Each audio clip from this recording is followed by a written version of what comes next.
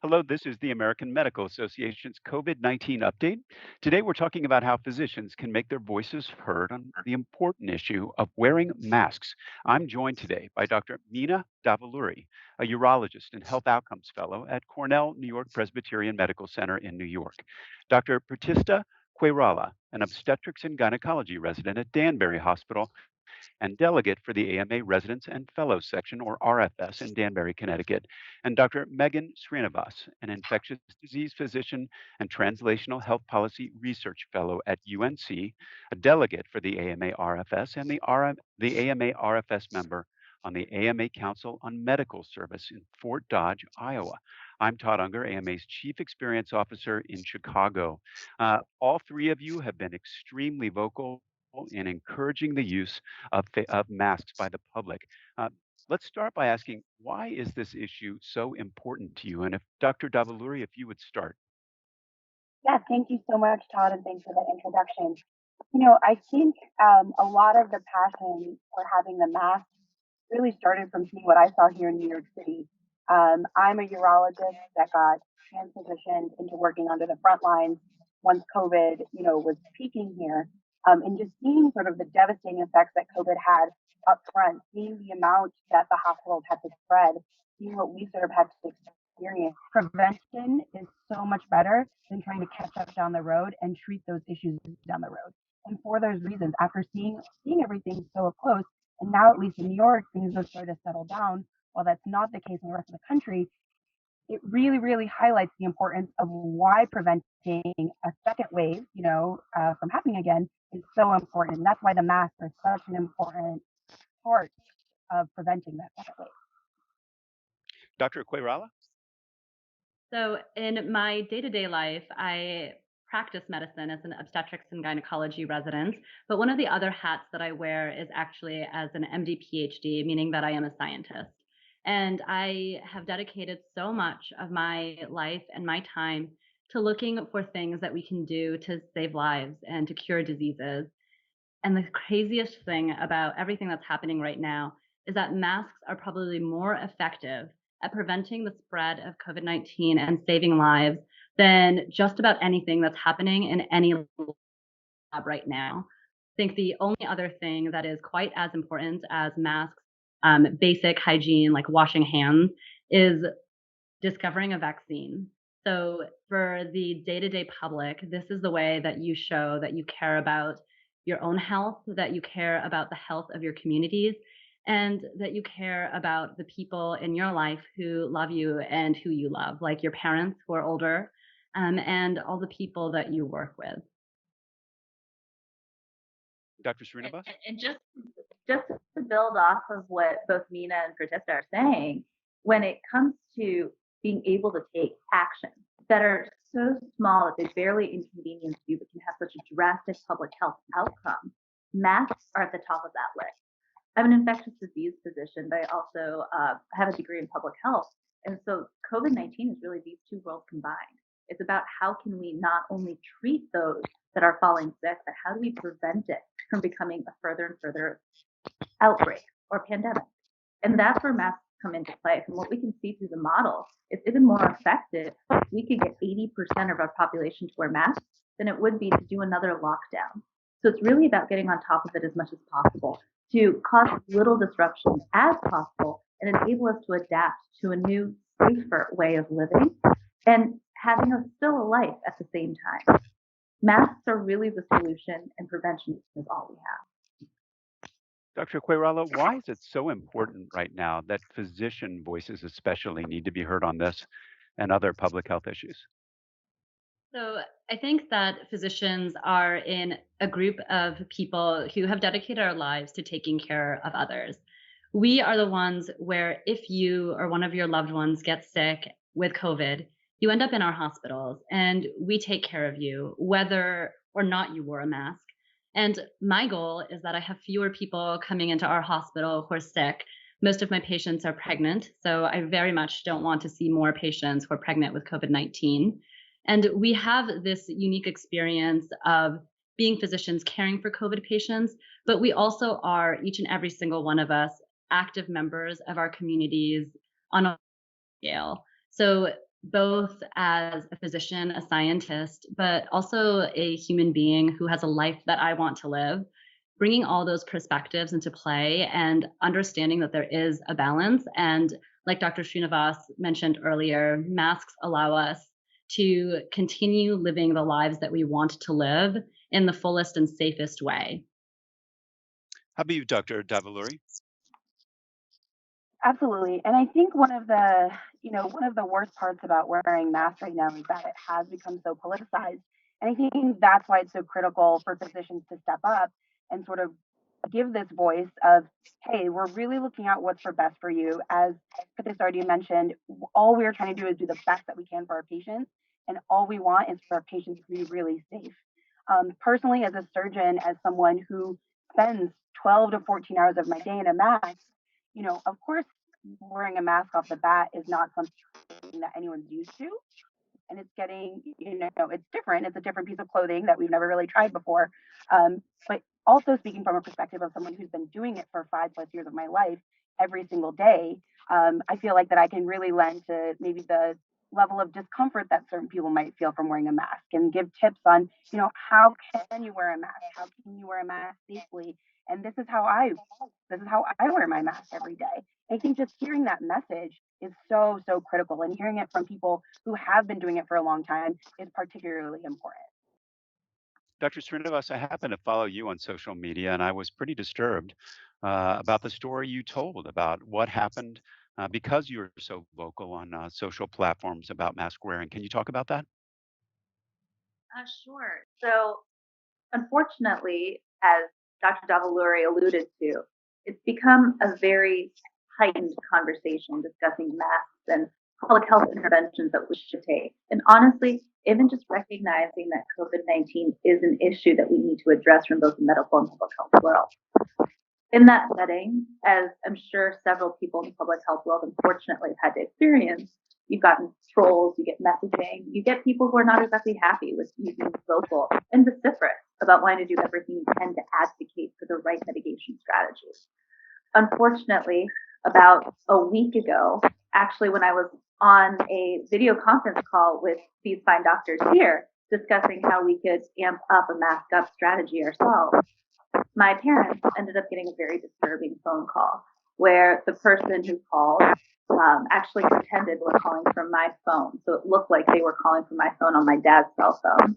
And then they made a very threatening innuendo that they had already hurt me and that they were on their way to my parents' house. It's unfortunate that as public health officials, we have these threats out there, but it definitely was shocking to hear that they'd actually got to the extent of finding my parents' personal information and including my family, who lives 70 miles away from me, in this whole situation. And in all honesty, talking to my parents, the first thing that they said is, as long as you're safe, the most important thing for you to know is you need to continue to send out your message and not stop. There are idiots out there who want to get in the way, but it's more important that we try to save as many lives. Well, that's very courageous and very courageous words from your parents as well. I have a question for the three of you. Since you are vocal on social media, not all physicians are. In a world where we do need to hear more of physician voices, what do you say to your colleagues about being more vocal? Uh, uh, Dr. Srinivas, where would you start? We have a very privileged position being physicians. Just having that title of doctor, you automatically have an aura of trust that's built into your name. And using that in a way that can help with the public health efforts, that can help protect your community is so vital. So if I can use that title, that trust that I have from my patients, from those around me, my neighbors, to be able to tell them a story, tell them stories of my friends on the front line, tell them stories of people who unfortunately have passed away, or tell them stories of how they can save somebody else's life in the community, then I can't overlook that responsibility. It's part of every single one of our oaths of office to always do whatever we can to bring help to those around us. And being a storyteller and an advocate, especially in the setting of a pandemic where the policy is written by people without a healthcare background, that is the most important thing we can do in our profession today. I think those are some excellent points that Megan made and just really highlight the importance of it. And I think building off of that, one of the things that I've recognized by being so active on social media is one, I became active on social media because another physician and my mentors encouraged me to become active on social media by sort of showing me the benefits of being involved in, on whether it's Twitter or whatever it may be, as a source of just getting good information. And through that, I was able to really be active during the whole COVID-19 crisis because getting information quickly when your patients are, intubated in the hospital and sick and trying to understand the best medicine for a disease process we don't fully understand, that swift transfer of information was absolutely critical and impacted how we treated our patients, and kind of sharing that story like Megan has already mentioned, and sharing how I found being on social media was so helpful, not just to, not just from a public health perspective to raise awareness about it, but for also this rapid information sharing was really a catalyst to try where other physicians then said, oh, hey, maybe I should join Twitter. And other physicians have subsequently joined. And then just seeing kind of that community come together in a social media platform really sort of takes it from a linear growth curve to an exponential growth curve. And I think that's what the three of us have tried to do. And that's what all the physicians have tried to do who've tried to put these messages out there, is really create this community catered towards, both physicians and the public health, and just get information out there the best way that we know how. Dr. Quayrala?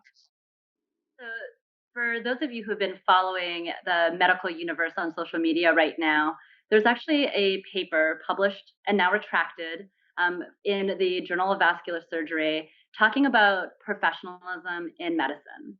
And one of the things that they very specifically called out as being unprofessional behavior was utilizing tools like social media to have political opinions or to have commentary on public health issues. And that paper was very quickly retracted because I think that our generation of physicians, especially, has rejected the notion that we should not speak up on issues that matter. Like Dr. Srinivas said, we are in a very unique position of being incredibly qualified with the medical opinions that we have, because they're not usually opinions, they're usually based in fact. We are considered some of the most trusted professionals in the United States and in the world as a whole, which means that when we speak, people tend to listen, and they listen for a reason. It's because we're educated, and when we speak, we're doing our best to speak truth. And I also think that one of the other drivers for why we all have a responsibility to be vocal on issues of importance, especially when it's life and death in the case of COVID-19, it's literally in our medical ethics. If you look at our code of medical ethics that's put out by the AMA, one of the pillars is that we should seek the recognize the social injustices that are happening for our patients and our profession. And when we see things that are unjust, that it is our responsibility and it is our duty and it is our code that we step up and we advocate for change. Well, speaking of advocating for change, talk a little bit about AMA's new campaign, which all three of you are a part of and advising us on. It's called Mask Up, to encourage folks to wear masks. Tell me a little bit about how do campaigns like this help physicians get the word out? Dr. Davaluri? Thanks, Todd, for that questions or that intro to the question and the background. So, as you said, the three of us have been working with it, and it really just started with a conversation amongst the three of us saying, hey, we as young doctors really feel like when we're speaking to our other colleagues that we are finding it difficult to unify our voice above all the other noise that's happening right now. Right now, there's a lot of information from a lot of different areas, and it's hard for physicians to find a unified platform to say, hey, we support, masking up, and we support wearing masks and these general prevention measures as physicians to help protect the public. And so that's really where our conversation started. And having those types of conversations amongst, individuals is really important, and allows us to have this sort of wider conversation, and allows, medical organizations such as the American Medical Association, which does represent so many physicians and specialties, to sort of unify And there's so many so many friends of mine from medical school that I've spoken to that say, I just wish there was something more that I could support, something that was really simple. And this really allows for that very, very needed platform. And we're very much looking forward to it. Yeah, just to speak to what Dr. Davaluri was saying, it was really about trying to use the tools already at our disposal. And like Dr. Corrala was suggesting, our generation lives on social media to a certain extent. It's been around us from the moment we entered college through our medical careers. And so utilizing those tools that are already available to amplify our voices is something that we really need to capture. And as an organization, being able to utilize that momentum to create a public health campaign like masking up, something simple, tweeting a picture of yourself and the hashtag mask up, it can create an entire movement of change in this generation. And that's what we're looking for, especially as we're finding that unfortunately it's the younger and younger generations that are getting afflicted with COVID-19 because they're not taking the right precautions. Those are the people we can really capture with this type of vehicle of change. And on top of that, it brings a voice to so many doctors that felt powerless because they might be in the middle of nowhere, Wisconsin, feeling like they don't have an organization that they owned themselves that they can stand behind, or somebody in a huge city like Chicago that feels like they're a solo voice in their practice. Having an entity like the American Medical Association say, hey, we're with you, we want to work with you, and you're going to be the face of this giant campaign, gives power and enables them to really speak truth to their community. Well, last question, Dr. Quayrala, there's been a lot of confusion on when to wear masks, as well as conflicting guidance from governors and others. What kind of information do you want to clarify right now? I think that one of the things that has been very, very difficult for the population in general to understand is how quickly our perception on the need and utility of masks has changed. I remember back in February, March, being resistant myself. Like, there was data from other viral respiratory illnesses that showed that in those cases that masks might have actually served as a fomite, so something that spread the illness rather than prevented the illness, just because people were touching their faces and not doing things like washing their hands. And as we've learned more and more about COVID, so first of all, I think that we have realized that there isn't as much contact transfer as we thought there would be. And that even if people are spreading it by touching a mask and touching something else, that is really nominal. And really, the asymptomatic carriers, people who didn't even realize they were sick, but were transferring the disease and wouldn't have necessarily stayed at home because they didn't realize. By putting a mask on, we ensure that people aren't unintentionally going out and spreading this disease.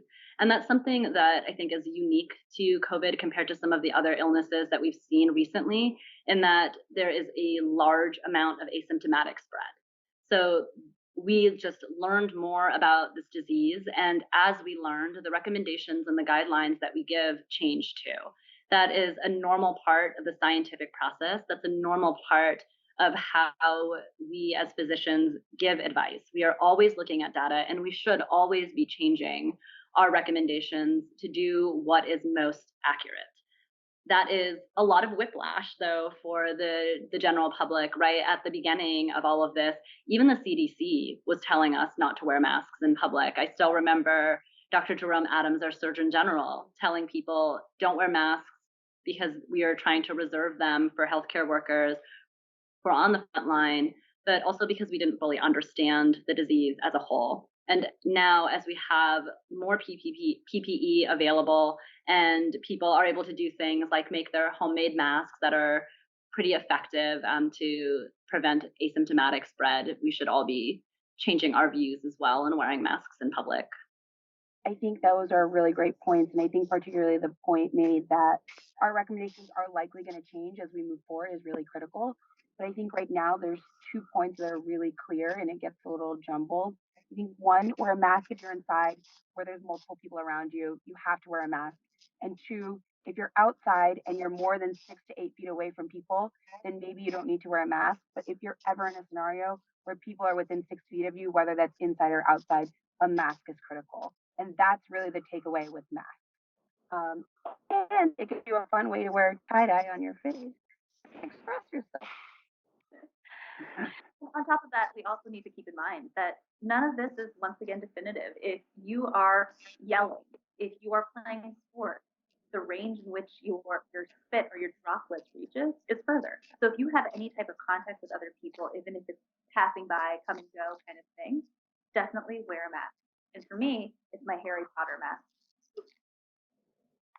Are you a Gryffindor? Of course. Well, thank you very much. Bottom line, hashtag mask up. I want to thank Drs. Srinivas, Koirala, and Davaluri for being with us here today and sharing their perspectives, but also for being vocal on social media platforms and helping to keep the focus on science and safety. That's it for today's COVID-19 update.